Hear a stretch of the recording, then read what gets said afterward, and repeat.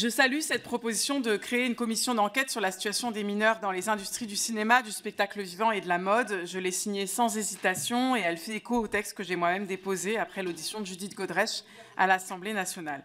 Que ce soit les travaux de la Civis, du juge Durand, des associations féministes ou des sociologues, tout nous montre que les violences sur les mineurs et les femmes sont universellement répandues.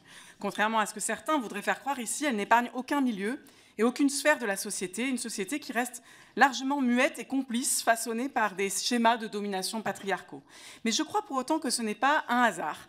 Si la première grande vague mondiale de libération de la parole des victimes, le mouvement MeToo, a émergé suite à l'affaire dite Weinstein, affaire du nom d'un producteur de cinéma mis en cause par plusieurs dizaines de femmes et condamné pour viol et agression sexuelle après des années de silence d'un entourage professionnel qui savait et qui taisait.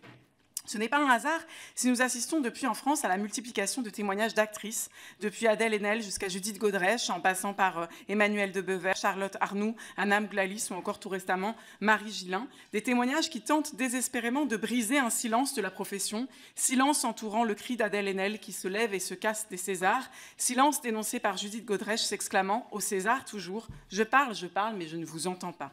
Ce n'est pas un hasard si cette vague s'accompagne d'autres déferlantes culturelles, MeToo Théâtre, Musique Tout et désormais MeToo Stand-up. Le monde du cinéma et du spectacle vivant, si souvent décrit comme une grande famille, fonctionne comme un miroir grossissant des violences qui traversent la société et la famille. Non pas parce qu'il serait des zones de subversion par rapport à des normes communément respectées, comme le pensent certains, mais bien au contraire parce qu'ils sont malheureusement des lieux de concentration, de reproduction et de légitimation des dominations de genre, économiques et symboliques. Un monde encore très largement habité et dominé par les hommes et façonné par un regard masculin, fantasmant et sexualisant femmes et enfants, et parfois allant jusqu'à glorifier leur agression. Un monde très peu régulé, où le code du travail n'est pas toujours respecté, où la précarité règne chez les jeunes comédiennes, mais aussi les techniciennes, costumières, maquilleuses, qui sont légion parmi les 6000 témoignages reçus par Judith Godrèche. Un monde propice à l'emprise sur les corps et sur les esprits, où les rapports de pouvoir ne se résument pas à la hiérarchie professionnelle, mais prennent une dimension symbolique très forte, liée à la notoriété, à l'aura artistique. Des relations de pouvoir, d'autorité, d'emprise qui sont évidemment accrues lorsqu'il s'agit de personnes mineures exploitées sans le moindre contrôle ni accompagnement. Enfin, il s'agit aussi d'un tout petit monde, où tout le monde se connaît, se parle, se protège, un monde d'omerta où il coûte encore très cher de dénoncer des violences et où, à l'inverse, en être publiquement accusé n'empêche pas d'être glorifié, que l'on s'appelle Polanski, Depardieu, Rebottini, l'homme pâle, Tavernier ou Lioré récemment. Cette commission d'enquête est donc nécessaire, non seulement pour interroger la situation juridique des mineurs, mais plus largement pour mettre au jour les mécanismes de prédation et pointer toute la chaîne de responsabilité dans la perpétuation des violences et la silenciation des victimes. Afin de renforcer ce texte, j'ai proposé au nom de mon groupe plusieurs amendements.